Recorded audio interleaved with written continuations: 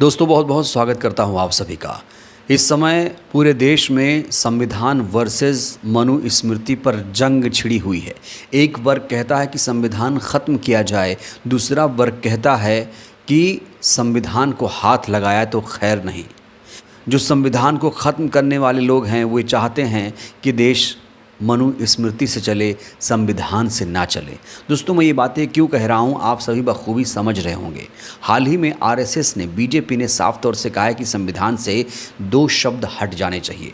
संविधान की प्रस्तावना से 2 शब्द समाजवादी पंथ निरपेक्ष शब्द को हटा देना चाहिए, क्योंकि ये आपातकाल के दौरान जोड़ा गया था। इन मूर्खों को ये नहीं पता है कि हमारा जो संविधान है पहले से ही धर्मनिरपेक्ष है। उसे लिखा जाए या ना लिखा जाए, ये पहले से ही धर्मनिरपेक्ष है। और कहा जा रहा है कि ये लोग सोची समझी साजिश रणनीति के तहत ऐसा कर रहे हैं। कहा जा रहा है कि बीजेपी के आरएसएस के लोग ऐसा माहौल इसलिए बना रहे हैं जिससे संविधान को ख़त्म किया जा सके। पहले ये लोग समाजवादी पंथ निरपेक्ष शब्द हटाएंगे, फिर उसके बाद मूल अधिकार में कुछ प्रावधान हटाएंगे और उसके बाद आरक्षण ख़त्म करेंगे, और संविधान को ख़त्म करके ये लोग फिर से मनुस्मृति के दौर में देश को पहुंचा देंगे। दोस्तों इन्हीं तो आप पहचानते होंगे, ये हैं स्वामी अभिमुक्तेश्वरानंद। तो संविधान मनुस्मृति को लेकर जब पूरे देश में बहस विवाद छिड़ा हुआ है, तो इसी मुद्दे को लेकर स्वामी अभिमुक्तेश्वरानंद की भी राय जानी गई। स्वामी अभिमुक्तेश्वरानंद से बहुत सारे मुद्दों पर विस्तार से बातचीत की गई है, चाहे आरक्षण हो, मनुस्मृति हो, संविधान हो, वर्ण व्यवस्था हो, या फिर कौन कथा कर सकता है कौन नहीं कर सकता है, विस्तार से बातचीत की गई है। तो मैं चाहता हूँ कि आज आप लोग इनको ध्यान से सुनिएगा, जिससे बाद में ये आपको बेवकूफ़ ना बना पाएँ। एक बार परसेप्शन बनाइए कि ये कितने सच्चे हैं कितने झूठे हैं। आप लोग वीडियो ध्यान से सुनिएगा। तो इनसे सवाल पूछा गया कि मनुस्मृति बड़ी है या संविधान। एक सिंपल सवाल इनसे पूछा गया और इस सवाल का दोस्तों ये जवाब नहीं दे पाए। मैं ऐसा क्यों कह रहा हूँ, सबसे पहले बिना देर किए ये वीडियो देखिए आप। ये बिल्कुल सही है। हमारी जो मनुस्मृति है वो केवल हमारे देश का संविधान नहीं है, वो पूरे विश्व का संविधान है और पूरे ब्रह्मांड का संविधान है। तो इसीलिए वो सब जगह लागू है। हमारी मनुस्मृति के आधार पर जो पाप पुण्य करता है उसको परलोक में भी उसी अनुसार व्यवहार होता है। तो वहां लागू है तभी तो उसके अनुसार व्यवहार होता है, नहीं तो क्यों लागू होता है। तो स्वामी श्री जी आप ये कह रहे हैं कि संविधान से ऊपर मनुस्मृति है।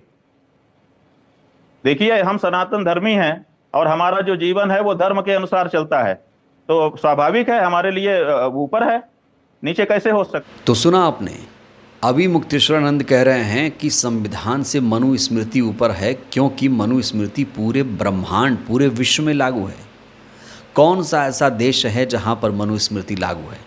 इतनी हाइपरबोलिक बातें शंकराचार्य क्यों कह रहे हैं? ये बेहद दोस्तों हास्यास्पद हैं अपने आप में। और आखिर में जब आप इनका बयान सुनेंगे तो ये खुद ही अपने बयान में फंसते हुए नज़र आ रहे हैं। धीरे धीरे ये खुद ही अपना पोल खोलेंगे। तो वीडियो में अंत तक आप लोग बने रहिएगा। जब इनसे वर्ण व्यवस्था के बारे में सवाल पूछा गया कि वर्ण व्यवस्था जन्म से होनी चाहिए, कर्म से होनी चाहिए, क्या कोई शंकराचार्य शूद्र बन सकता है या नहीं बन सकता है, तो इन तमाम मुद्दों को लेकर देखिए इन्होंने क्या कुछ जवाब दिया है।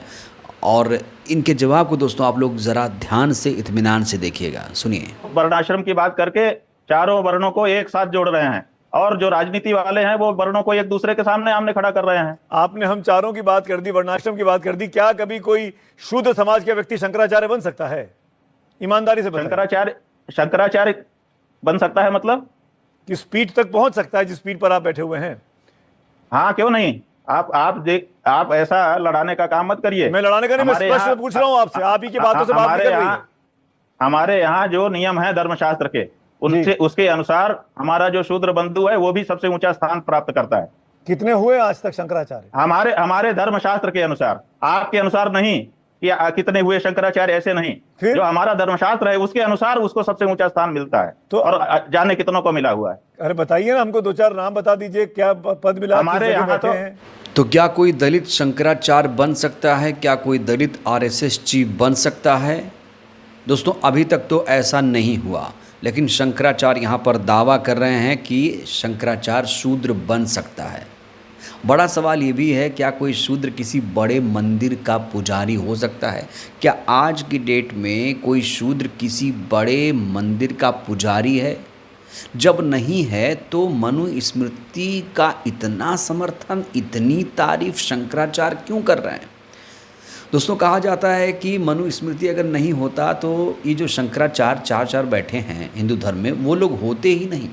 कहा जा रहा है कि जो शंकराचार्य हैं वो मनुस्मृति से ही संचालित हैं और इसीलिए ये मनुस्मृति का ज़बरदस्त तरीके से समर्थन कर रहे हैं। जब इनसे जन्म के आधार पर वर्ण व्यवस्था, कर्म के आधार पर वर्ण व्यवस्था के बारे में सवाल पूछा गया तो उसको लेकर इन्होंने क्या जवाब दिया, ये भी ज़रा देखिए आप। वर्ण व्यवस्था का हिमायती का मतलब यह है, ये वर्ण एक व्यवस्था है, उस व्यवस्था से जब चलेंगे ना तो कोई दूसरे के काम को नहीं छुएगा। ऐसा कहाँ है? आज सभी वर्ण के लोग सभी तरह के काम करना चाहते हैं और कर भी रहे हैं। व्यवस्था लागू होने पर ऐसा नहीं होता है। और ये भी आप जान लीजिए कि हमारे यहाँ इस पर बड़ी डिबेट है कि ये जो व्यवस्था है वर्ण की, ये जन्म से है कि कर्म से है। तो कुछ लोग जन्म से मानते हैं और कुछ लोग कर्म से मानते हैं। तो जो जन्म से मानते हैं वो जन्म के आधार पर निर्णय करते हैं, जो कर्म से मानते हैं वो कर्म के आधार पर निर्णय करते हैं। तो इस सवाल के जवाब में भी फंसते नजर आए स्वामी अभिमुक्तेश्वरानंद। दोस्तों, ये सभी को मालूम है कि जो वर्ण व्यवस्था है वो कर्म से नहीं है, वो जाति से है। ऐसा मैं क्यों कह रहा हूँ आप सभी को पता है। अगर कोई यादव समाज में पैदा हुआ है तो यादव होगा, अगर कोई मिश्रा समाज में पैदा हुआ है तो वो मिश्रा ही होगा। यानी अगर आप कथित ऊंची जाति में पैदा हो रहे हैं तो आप ऊंची जाति का सरनेम लगाएंगे, अगर आप कथित नीची जाति में पैदा होंगे तो आपको नीची जाति का सरनेम लगाना पड़ेगा। दोस्तों, मैं यहाँ पर स्पष्ट कर दूँ, मैं ऊंची नीची जाति नहीं मानता हूँ। ये तो सिर्फ एक सिस्टम इन लोगों ने बनाया है। इंसान सब बराबर हैं, कोई किसी से कम नहीं है, लेकिन इन लोगों ने इतना घटिया सिस्टम बना रखा है कि एक को नीचा बना दिया, एक को ऊंचा बना दिया। और जो जिस घर में पैदा होता है, जो जिस सरनेम में पैदा होता है, उसको वही सरनेम लगाना होता है। आप लोग बताइए, क्या नीची जाति में, कथित नीची जाति में कोई ऐसा शख्स है जिसने ऊंची जाति वाला सरनेम लगा लिया हो? तो फिर शंकराचार्य अभिमुक्तेश्वरानंद ऐसी बहकी बहकी बातें क्यों नहीं कर रहे हैं? क्यों नहीं साफ गोई से बात कर रहे हैं? अगर वो अपने धर्मशास्त्रों को डिफेंड कर रहे हैं, समर्थन कर रहे हैं, तारीफ कर रहे हैं, तो फिर बातों में फंस क्यों रहे हैं? तो जितने भी सवाल पूछे जा रहे हैं उन सवालों में फंस रहे हैं स्वामी अभिमुक्तेश्वरानंद। स्वामी से जब ये पूछा गया क्या कोई दलित जाति का व्यक्ति या शूद्र भागवत कथा करा सकता है, तो इस सवाल का जवाब जो इन्होंने दिया है दोस्तों, वो इनके सारे जवाबों पर पानी फेर देता है। क्योंकि इन्होंने बड़ी ही खूबसूरती से मनुस्मृति की तरफदारी की है, बड़ी ही खूबसूरती से उसका महिमा मंडन किया, लेकिन इस सवाल का जो जवाब दिया वो पूरे इनके जवाब पर भारी पड़ गया और भारी फजीहत भी हो गई स्वामी की। ज़रा देखिए वीडियो। देखिए, सनातन धर्म के अनुसार 4 वर्ण हैं, लेकिन कोई छोटा कोई बड़ा नहीं है।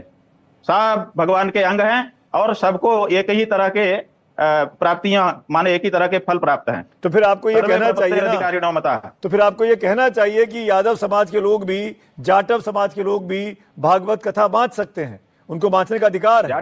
वो सकाम अनुष्ठान भी कर सकते हैं, क्यों नहीं कर सकते हैं? इसलिए नहीं कर सकते क्योंकि शास्त्र में उस तरह का उनके लिए आदेश नहीं है।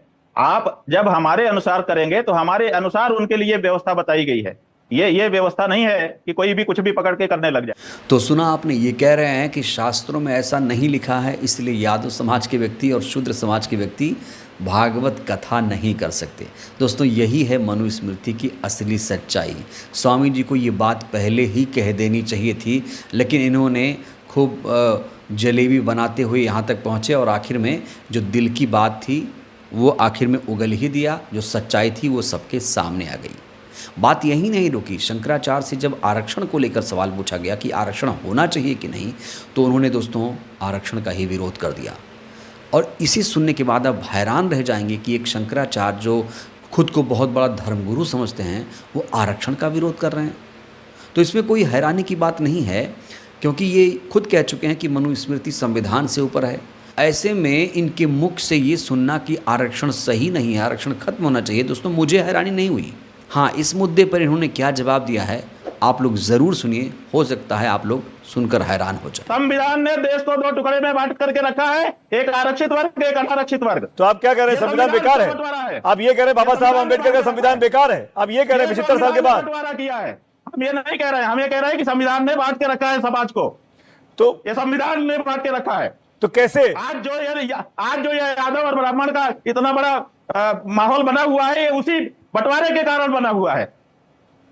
ये संविधान ने बांट के रखा है, हम बिल्कुल जिम्मेदारी से कह रहे हैं, ये बंटवारा है, समाज को 2 टुकड़े में बांट रहे हो आप, ये गलत है।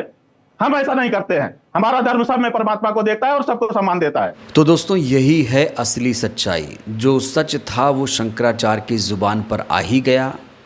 सच तो यही है, जो जिस जाति में पैदा हुआ है वो उसी जाति में रह जाएगा। ऐसा कभी नहीं होगा कि निचली जाति में पैदा हुआ व्यक्ति ऊंची जाति का बन जाए। और शंकराचार्य साफ तौर से कह रहे हैं कि धर्मशास्त्र इजाज़त नहीं देता है कि कोई भागवत कथा कराए। और शायद इसीलिए दोस्तों इटावा की वो घटना भी हुई थी जहाँ पर यादव समाज के कुछ लोग गए थे कथा करने और उनकी चुटिया काटी गई थी, उनके साथ मारपीट की गई थी, उनके ऊपर मूत्र विसर्जन भी किया गया था, उनको मूत्र से छिड़काव करके शुद्ध किया गया था। सोचिए, यादव और शूद्र इतने गंदे हैं इनकी नज़र में कि मूत्र भी इनकी नज़र में अच्छा है यादव शूद्र से। इतना घटिया सिस्टम दोस्तों किसने बनाया, ये बहुत बड़ा सवाल है। और ऐसा सिस्टम मानने वाले की मानसिकता क्या होगी, क्या मजबूरी है दोस्तों, ये बात समझ से परे है। लेकिन जो लोग संविधान बदलने की बात कह रहे हैं वो कभी भी संविधान नहीं बदल पाएंगे। संविधान जब तक रहेगा सेकुलर ही रहेगा। क्यों? क्योंकि सेकुलर अगर नहीं रहेगा तो फिर ये संविधान नहीं रहेगा। इसकी जगह पर मनुस्मृति लागू हो सकती है, जैसा कि लगातार लोग दावा कर रहे हैं कि मनुस्मृति लागू करो, हिंदू राष्ट्र बनाओ, इस देश को जल्दी से हिंदू राष्ट्र बनाओ। इन लोगों को ये नहीं पता कि हमारा प्रधानमंत्री, गृह मंत्री, मुख्यमंत्री, रक्षा मंत्री, विदेश मंत्री हर कोई हिंदू है, लेकिन इनको हिंदू राष्ट्र चाहिए। इनको संविधान से नफरत है, इनको मनुस्मृति से मोहब्बत है, जैसा कि ये अभी मुक्तेश्वरानंद इजहार कर रहे हैं, प्रेम का इजहार कर रहे हैं कि मनुस्मृति तो पूरे ब्रह्मांड, पूरे विश्व में लागू है। दोस्तों बड़ा सवाल ये है कि ये कैसी मानसिकता है, कैसी मानसिकता है ये, जब हमें अपने संविधान से प्रेम दिखाना चाहिए, उसे इज्जत की भाव से देखना चाहिए, उसका सम्मान करना चाहिए, ऐसे में संविधान को तार तार करना, ये कहाँ का राष्ट्रवाद है? और ये खुद को देश प्रेमी कहते हैं, ये कहते हैं कि हम सबसे बड़े देशभक्त हैं। सबसे बड़ा देशभक्त वही है जो संविधान को गले लगाए, जो संविधान से मोहब्बत करे, जो संविधान को इज्जत दे। बहरहाल दोस्तों इस वीडियो में इतना ही। शंकराचार्य ने जिस तरीके से कहा है कि मनुस्मृति संविधान से ऊपर होनी चाहिए, आरक्षण खत्म होना चाहिए, स्वामी के इस बयानों से क्या आप लोग सहमत हैं? प्रतिक्रिया दीजिएगा। बहुत बहुत धन्यवाद।